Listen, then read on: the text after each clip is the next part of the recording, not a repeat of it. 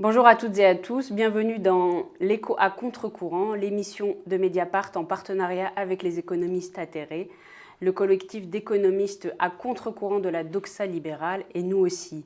Aujourd'hui, nous nous penchons sur le programme économique du candidat du mouvement En Marche à l'élection présidentielle, Emmanuel Macron. Et nous allons nous attacher à deux de ces mesures, tout particulièrement, deux mesures qui visent à refondre notre système de protection sociale, la mesure concernant la refonte du système de l'assurance chômage et des retraites.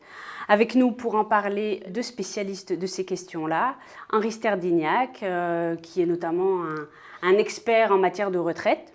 Bonjour. Et Anne Freitel, bonjour. Alors vous, votre spécialité, c'est plutôt les économies du travail et de l'emploi. Alors, peut-être avant de rentrer dans le détail précis de chacune de ces mesures, ce que je vous propose, c'est de prendre un peu de hauteur et notamment de se fier à cette note des économistes atterrés auquel vous avez participé, Henri Sterdignac, et qui vient d'être publiée sur le site du collectif, qui est un décryptage du programme d'Emmanuel Macron et c'est un décryptage sans concession. Vous écrivez notamment « La marche d'Emmanuel Macron est ainsi une marche arrière dans le monde glacé des atomes désocialisés avides de réussite individuelle. En poursuivant leurs intérêts égoïstes, ces individus égoïstes sont seuls responsables de leur succès et de leurs échecs et nombreux sont ceux qui, pauvres, qui ouvriers, qui malades, qui jeunes, qui devront rester au bord du chemin. » Qu'est-ce qui vous a conduit à cette conclusion ? Le programme d'Emmanuel Macron, contrairement à ce qu'il dit, n'est pas un programme de rupture. C'est un programme qui s'inscrit dans une tradition, si on peut dire, ou dans un renoncement.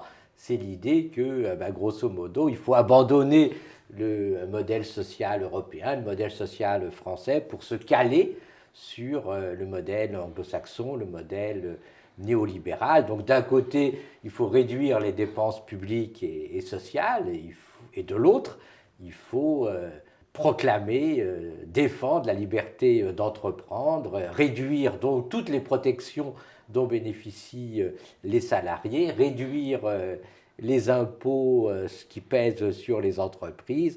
Donc d'un côté, on reprend en grande partie le programme exigé, si on peut dire, par le MEDEF, et puis de l'autre, naturellement, on s'attaque aux protections que les salariés ont réussi petit à petit à se construire.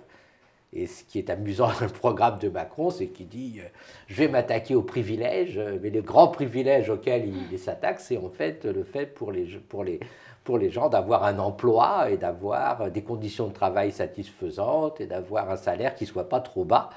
Et donc, en ce sens-là, on peut dire que c'est un programme réactionnaire, en arrière, qui nous dit le modèle, c'est quand même l'économie libérale.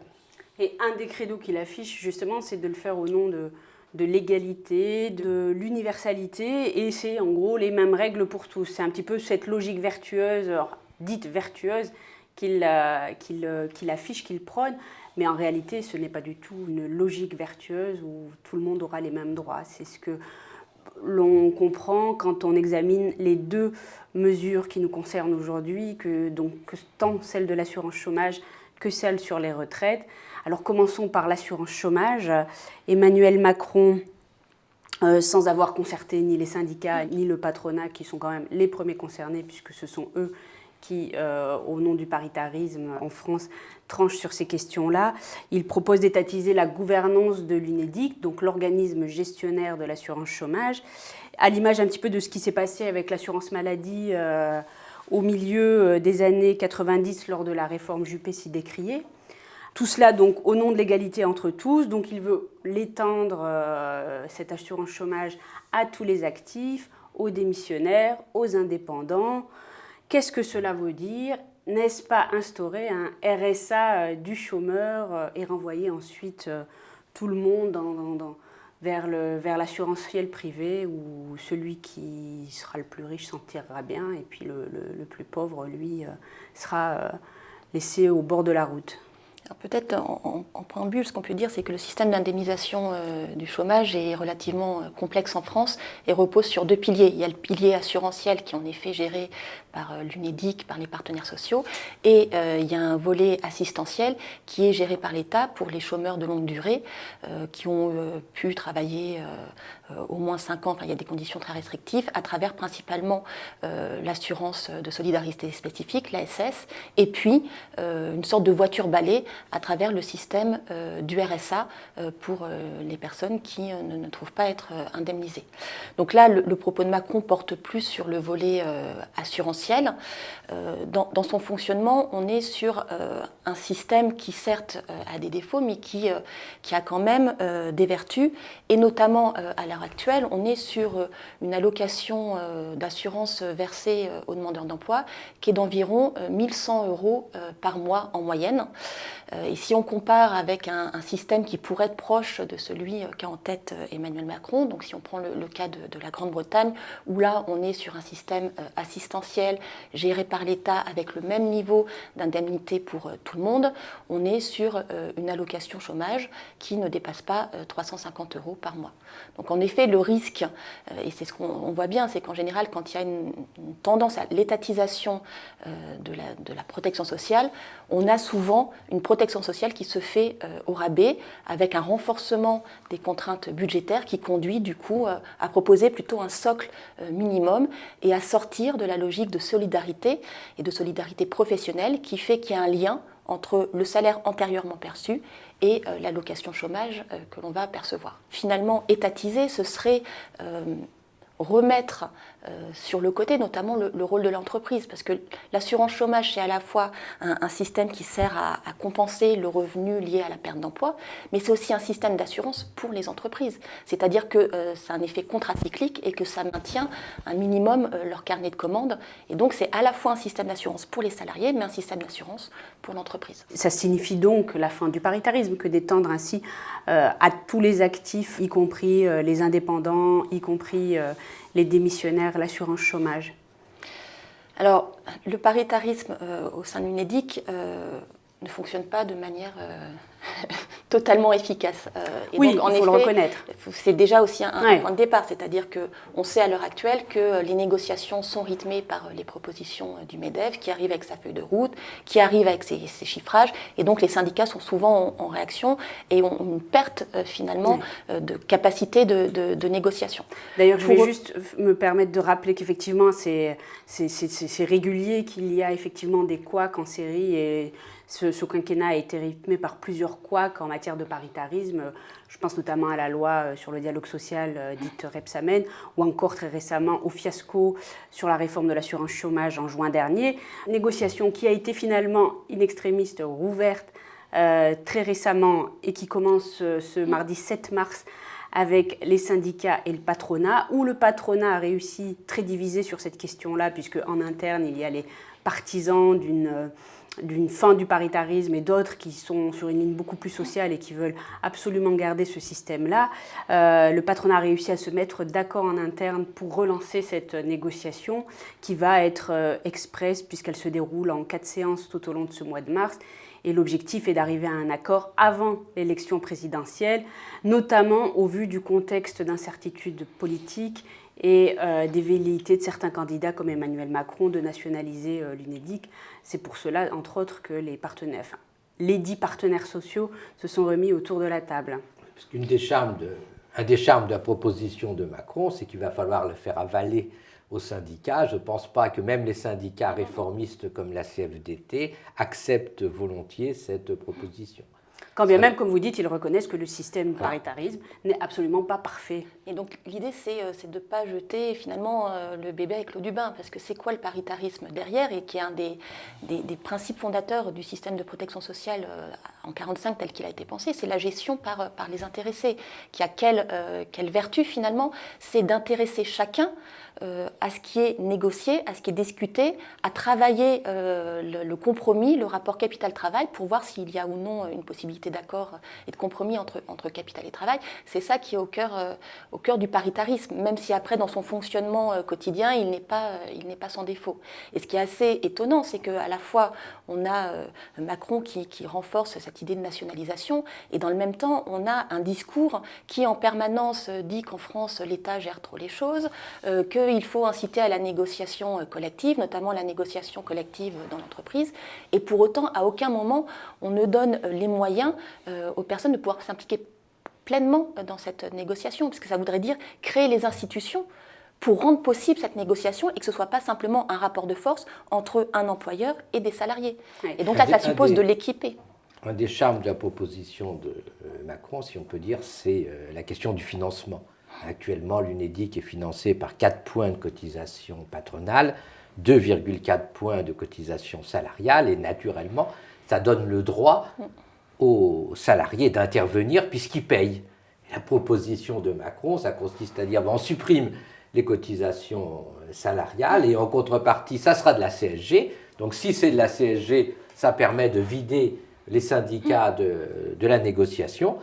La CSG, comme vous savez, c'est payé théoriquement par les travailleurs, les retraités et les revenus du capital. Mais en même temps, Macron dit les revenus du capital, ils payeront dorénavant 30 points de prélèvement obligatoire, c'est-à-dire qu'ils ne payeront plus ce qu'ils payent actuellement avec les 15,5 points qu'ils payent pour le financement de la protection sociale. Et du coup, les revenus du capital ne contribueront pas réellement à l'UNEDIC. Et donc, ce qui va contribuer, en fait, c'est les travailleurs et les retraités. Donc, ça sera toujours les travailleurs et les retraités. Mais comme ça passera par la CSG, ils n'auront plus leur mot à dire. Et donc, c'est un tour de passe-passe qui permet surtout d'exclure les salariés de la négociation sur l'assurance chômage. Il y a un autre point amusant qu'il faut dire, c'est qu'actuellement, l'UNEDIC est déficitaire de 4 milliards environ par an. Elle a accumulé une dette de 33 milliards, garantie par l'État. Et on peut dire, c'est génial, c'est bien, parce que on a besoin, lorsqu'on est en situation de difficulté économique, naturellement, on a besoin il faut aider les chômeurs, et il faut que l'assurance chômage joue un rôle macroéconomique, comme l'a dit Anne, de stabilisation. Et donc il est normal qu'on ait un déficit en situation de mauvaise conjoncture, et le charme du système français, c'est que ce déficit, bien que découlant des décisions des partenaires sociaux, il est garanti par l'État. Et c'est donc ce système qu'on veut remettre en cause en disant l'État va reprendre la main et il va équilibrer le système, et pour équilibrer le système, il n'y a pas de miracle, il va baisser les prestations. Ce qu'on est en mesure de se dire quand on voit ce projet-là, c'est qu'en même temps, en voulant éteindre au plus grand nombre, à tous les actifs, donc c'est beaucoup plus de monde, donc c'est creuser le déficit aussi. Mais effectivement, peut-être que le tour de passe-passe sera justement de raboter à minima les droits pour que ce soit Parce qu'actuellement, le chômage est une assurance sociale. L'assurance sociale, c'est-à-dire que vous avez des droits parce que vous avez cotisé. Et donc, si vous avez un salaire de 3 000 €, vous cotisez sur 3 000 € et vous avez un taux de remplacement qui est calculé à partir des 3 000 €. Si demain, ça passe par la CSG, il n'y a aucune raison, vous n'avez plus de droits sociaux. Et donc, à ce moment-là, vous pouvez avoir 300, 500 € sans lien avec votre salaire de base.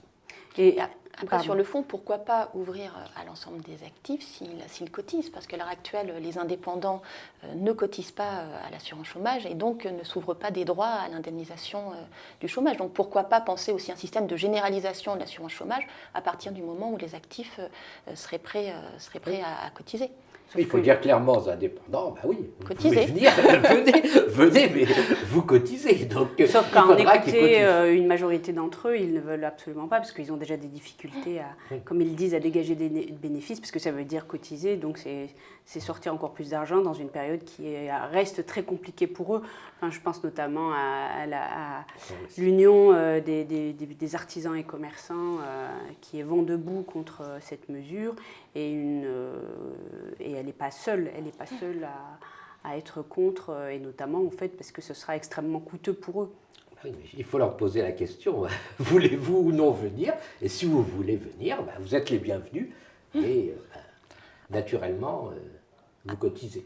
Après, on peut peut-être dire aussi qu'à l'heure actuelle, dans le fonctionnement de l'assurance chômage, on a quand même un demandeur d'emploi sur 2 inscrit à Pôle emploi qui n'est pas indemnisé. La question, c'est qu'est-ce qu'on fait pour ces personnes-là? Or, il me semble que le programme de Macron est assez muet là-dessus parce qu'il met l'accent sur les indépendants. Pourquoi pas, sachant quand même que dans les indépendants, il y a une très grande hétérogénéité de profils. Et puis, il met l'accent sur les démissions. Les démissions, c'est 650 000 démissions par an à tout casser, de personnes qui en général démissionnent parce qu'elles ont déjà en tête un possible emploi, alors qu'il y a 15 millions, plus de 15 millions par an de ruptures de CDD. Et le cœur des personnes qui ne sont pas indemnisées à l'heure actuelle au système d'assurance chômage, c'est notamment ces personnes qui enchaînent des périodes courtes de travail et qui ne peuvent pas accumuler les droits, qui n'ont pas travaillé au moins 4 mois consécutifs pour s'ouvrir des droits à l'indemnisation de chômage. Et là-dessus, les jeunes, et là-dessus, Macron ne dit absolument rien. Donc on a l'impression qu'il y a un petit côté cosmétique, il y a une sorte de générosité, on ouvre à tout le monde, mais le cœur du sujet et les transformations actuelles du marché du travail ne sont pas vraiment abordées dans le programme tel qu'il est présenté aujourd'hui. Et c'est là où on réalise que c'est absolument pas égalitaire, puisque comme vous dites, voilà, il y a toute cette frange qui est abandonnée, laissée sur le carreau, alors que Emmanuel Macron, sur le plan communication, ne cesse de marteler que c'est au nom de l'égalité pour tous. Donc aussi, il s'agit de mettre sous tension le demandeur d'emploi en instaurant un contrôle beaucoup plus drastique du demandeur d'emploi et notamment ôter les allocations chômage au bout de la 2e offre d'emploi pas acceptée. Donc du temps de Sarkozy, c'était les fameuses offres dites raisonnables. Alors, vous allez m'expliquer qu'est-ce qu'une offre dite raisonnable et surtout, est-ce que, on l'a notamment vu par le passé, on a vu que c'était un petit peu tarte à la crème, que ça ne marchait absolument pas, ce système-là, sinon à stigmatiser bien évidemment encore une fois les chômeurs. Mais quelle est donc vraiment l'efficacité réelle de ces contrôles du chômeur? Alors évidemment, derrière cette idée, on va renforcer les contrôles. On est dans un débat extrêmement vieux qui traverse toute l'histoire du système de protection sociale, c'est-à-dire qu'il faut en permanence distinguer les vrais pauvres des mauvais pauvres, et donc il ne faut donner des aides, de l'assurance qu'aux personnes qui montrent vraiment que, dans le cas de l'assurance chômage, qu'elles font une recherche intensive d'emploi.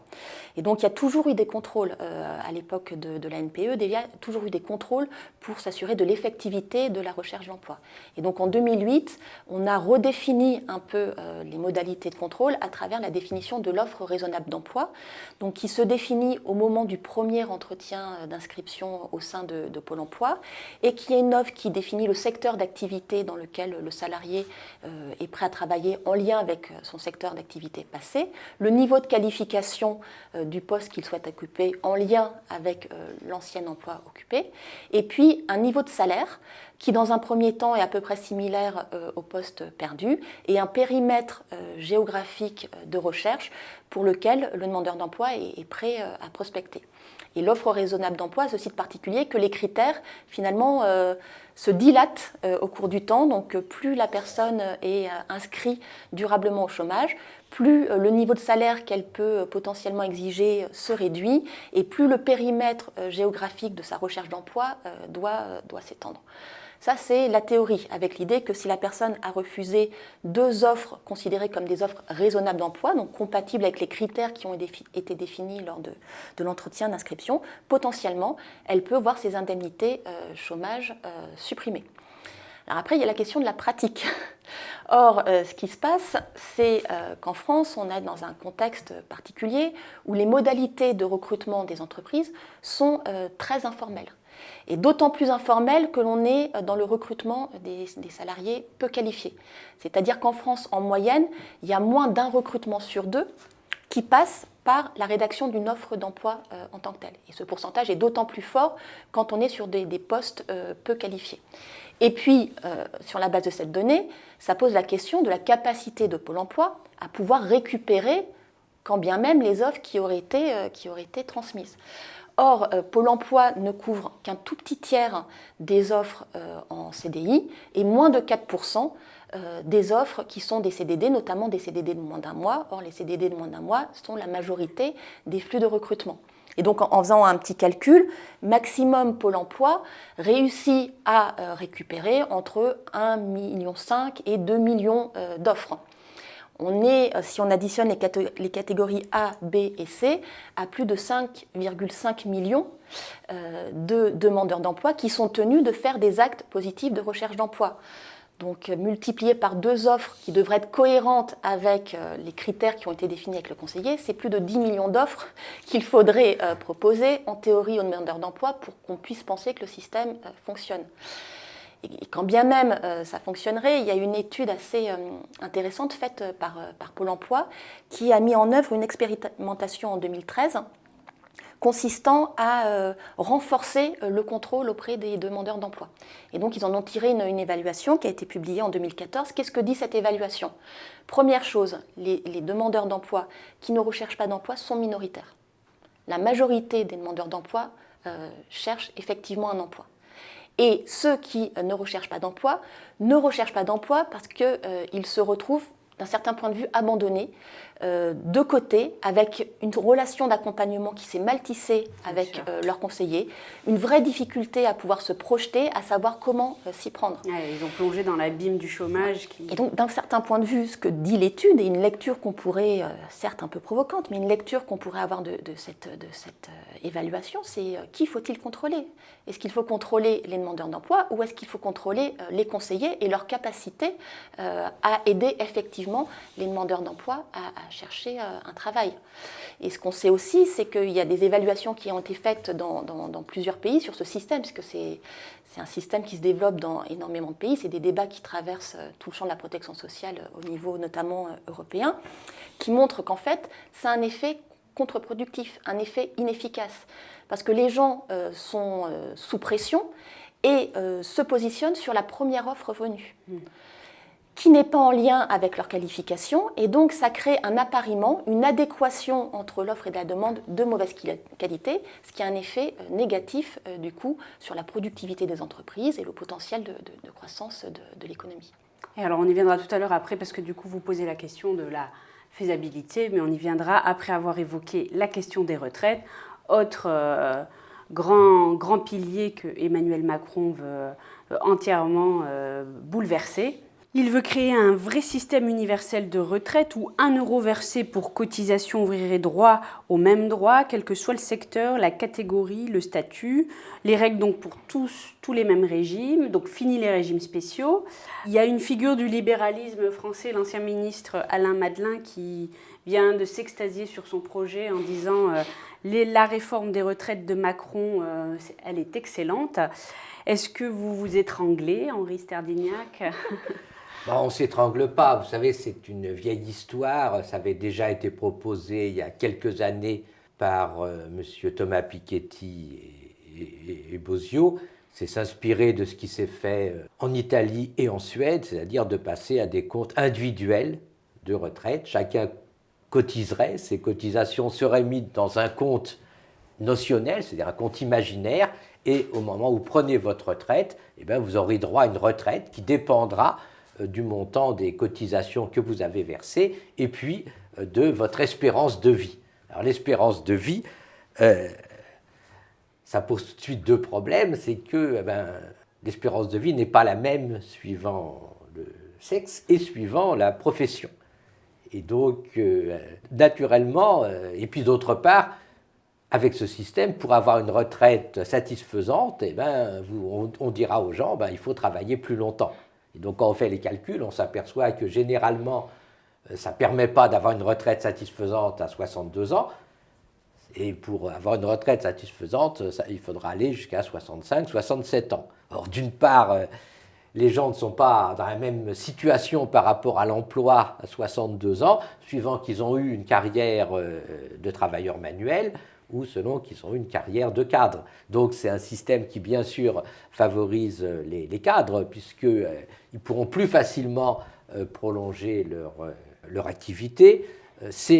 Alors M. Macron prétend qu'on va tenir compte effectivement de la CSP, mais dans tous les pays où ça a été envisagé, ça ne s'est pas fait. Tout simplement parce qu'on ne sait pas quelle est la CSP de quelqu'un à 62 ans, on ne peut pas reconstituer, on On ne peut pas dire si, par exemple, il a été ouvrier, puis il est devenu contremaître, puis il est devenu petit cadre.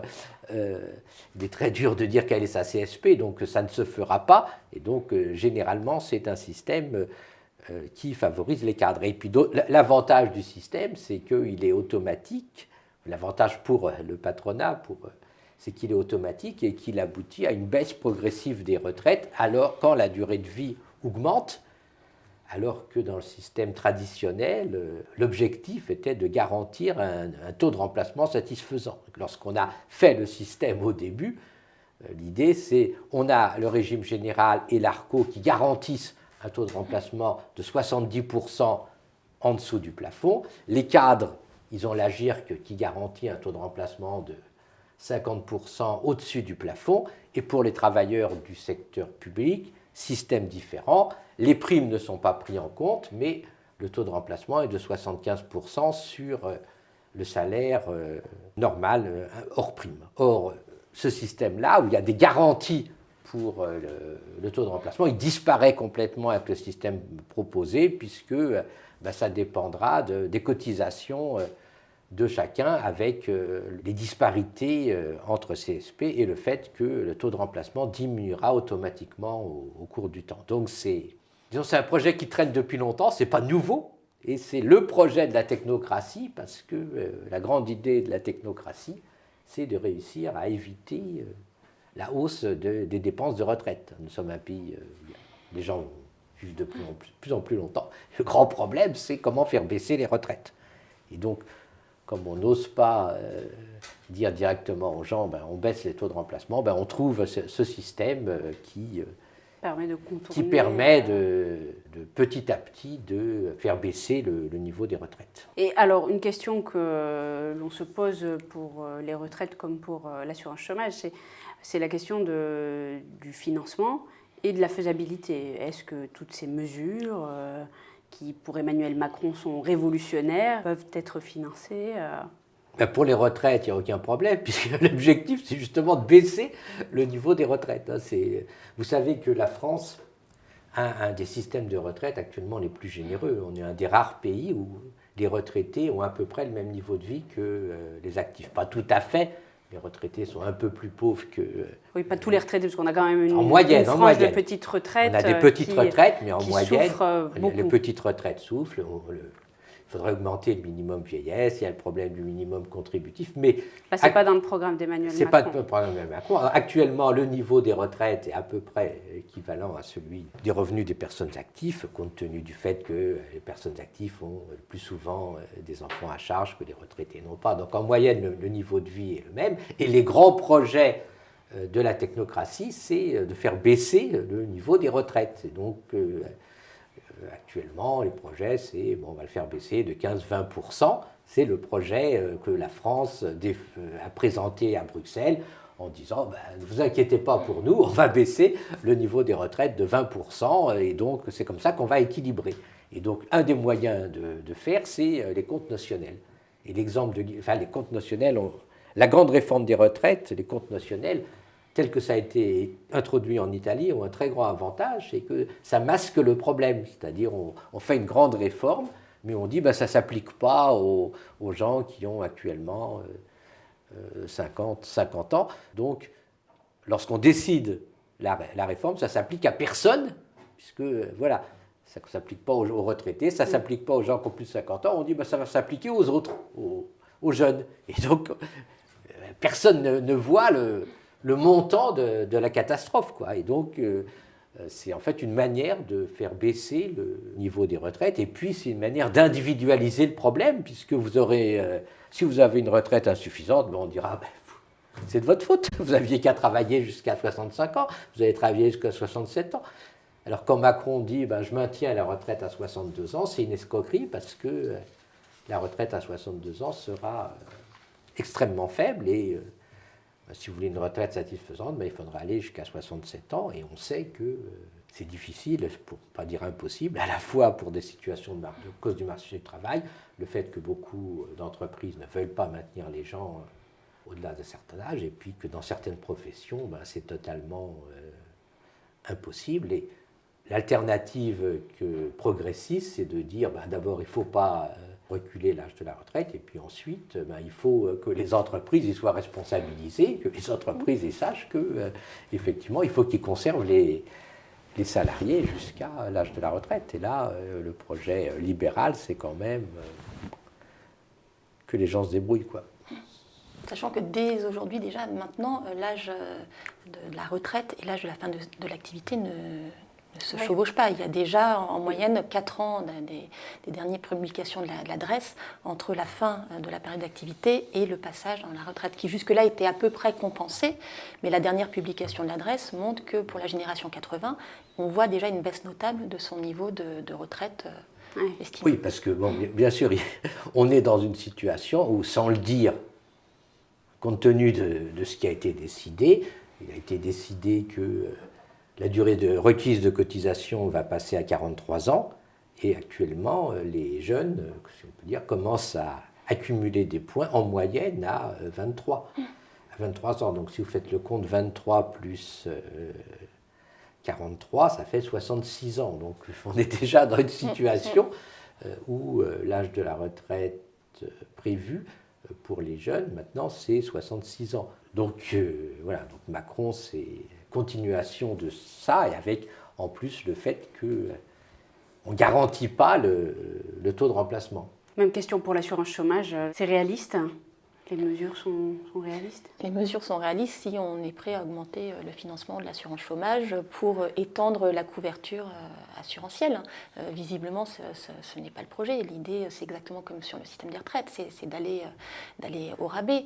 On peut prendre l'exemple du RSA, par exemple. Les collectivités territoriales se sont retrouvées avec un nombre de bénéficiaires qui a explosé, donc une charge financière extrêmement importante. La stratégie qu'on voit de plus en plus se développer parmi les collectivités territoriales, c'est de faire la chasse aux mauvais bénéficiaires du RSA pour diminuer le budget que ça implique. Donc on est toujours dans ce que disait Henri, c'est-à-dire toujours au rabais, on diminue en permanence les dépenses sans chercher à augmenter les recettes. On varie, le curseur ne joue que sur les dépenses et pas du tout sur l'extension des possibilités de financement. Oui, parce qu'il faut bien voir qu'il y a un très grand tabou actuellement, c'est qu'il ne faut absolument pas augmenter le coût du travail. Et donc, il faut tout faire pour le baisser. Donc, il faut essayer de réduire les cotisations d'une façon ou d'une autre. Et quand Macron dit « je vais donner du pouvoir d'achat aux salariés »,